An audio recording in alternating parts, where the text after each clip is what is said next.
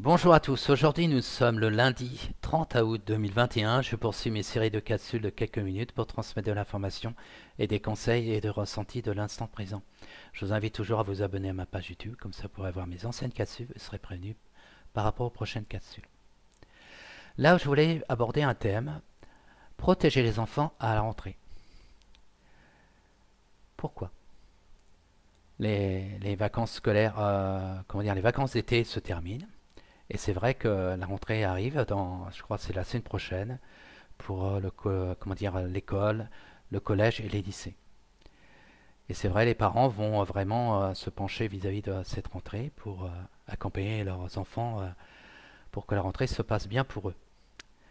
Et depuis plusieurs semaines, on entend que les gouvernants veulent encourager les parents à que leurs enfants puissent prendre cette picouse et cette soupe, soi-disant qui ça va les protéger, et puis ça va protéger tout le monde.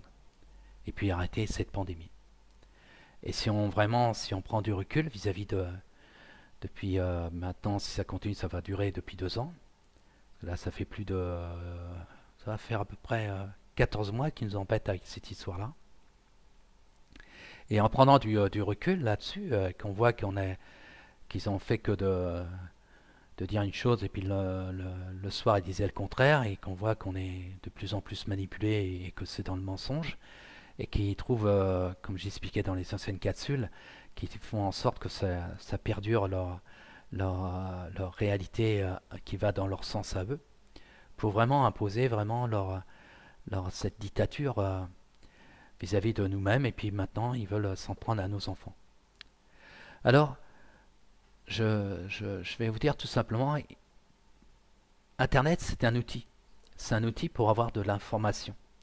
On peut avoir des informations sur les scientifiques ou telle personne qui ont fait des recherches, comme des écrivains, comme je parle souvent de Philippe Alexandre Gendreau.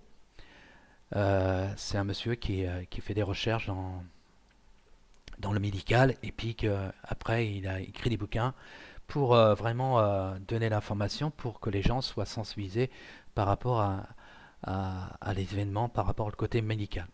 Mais là, c'est pas que l'histoire de cette pandémie, mais il y a aussi il a fait des recherches bien avant pour d'autres histoires qui s'est passées dans le passé. Et là, je mets en garde les parents avant de prendre toute décision par rapport à est-ce que je vais écouter les médias mainstream, est-ce que je vais écouter les gouvernants, ou vraiment je vais m'écouter ma résonance en moi, ma petite voix intérieure, et je vais faire mes propres recherches. Et ben moi, je vais vous donner tout simplement un exemple. Vous allez demander ou taper à Internet quel est le laboratoire pharmaceutique qui a eu la plus forte amende. La réponse est 2,3 milliards de dollars qui a été pénalisé par la justice américaine, un laboratoire pharmaceutique. Et ce laboratoire pharmaceutique, c'est un qui produit ces soupes, ces picouzes. Déjà, si je vois ça, je dirais, pourquoi je ferais confiance à eux? Déjà, ils ont eu des problèmes avec la justice. Là, c'est un exemple tout simple. Voilà. Je vous le dis, je ne vais pas le donner le nom parce que je ne voudrais pas être censuré, mais vous allez demander là. Et puis après, vous aurez d'autres informations. Comme je parle aussi souvent, le professeur Montagnier qui a trouvé le sida avec un autre professeur qui a eu le prix Nobel de médecine. Et puis il y a d'autres professeurs et d'autres chercheurs. Et puis il y a aussi des personnes qui ont fait des recherches dans l'histoire et dans des événements de la vie, de le passé, et voir dans certaines périodes des entités qui sont toujours là. Et dans ces périodes-là, ils ont fait plus de mal que de bien. Alors pourquoi je vais faire confiance à ça? Pourquoi je vais faire confiance aux gouvernants qui nous manipulent depuis le début? Et si vraiment je suis dans cette réflexion-là, eh ben on touche pas à mes gosses.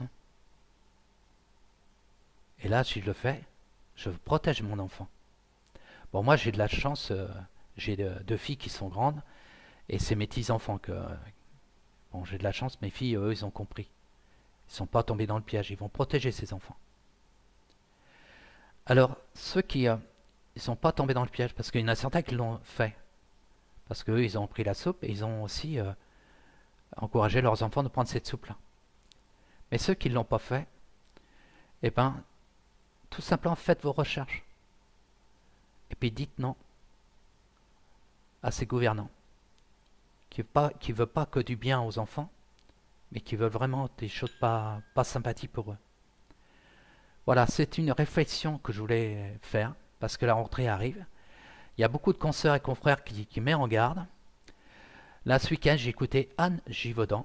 C'est une dame formidable. Elle a un groupe, Les Robins des Bois. Elle donne beaucoup d'informations, elle a des canalisations, et là, on en a parlé par rapport à des antidotes qui pourraient aider les gens, pour ceux qui ont pris la soupe, surtout les adultes, hein, par la suite, pour pas qu'il y ait trop de conséquences négatives dans leur corps. Et c'est une dame à écouter. Voilà, moi, vous avez vu dans mes capsules, souvent je donne des noms. Hein, il y a des personnes par rapport à leur résonance, par rapport à ce qu'ils ressentent, et c'est vraiment dans, dans l'amour de son prochain, l'amour de soi, hein, de l'empathie hein, vis-à-vis de leur prochain, hein, et donner l'information à un maximum de gens, c'est important aussi de les écouter, et après ça peut vous résonner en vous, et vous encourager à prendre des décisions, et aussi à vous encourager à faire vos propres recherches.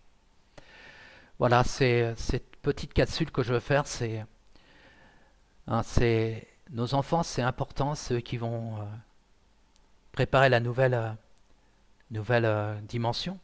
On parle souvent de la cinquième dimension. Ils vont avoir un rôle à jouer là-dessus.